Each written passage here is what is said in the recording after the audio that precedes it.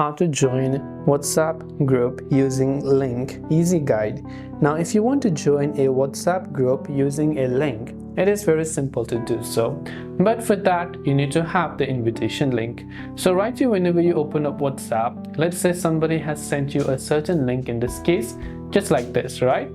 And now if somebody sent you a link, in order to join that group you need to have the invitation link first, otherwise you will not be able to join it.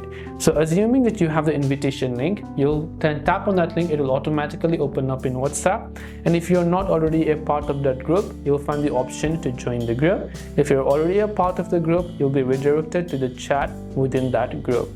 And this is a simple way on how you can join a WhatsApp group using your link. I hope that this video helps you out. If you have got any further questions, feel free to also leave them down in the comment section below. As always, thanks for watching till the very end of this tutorial, and see you soon in our next video.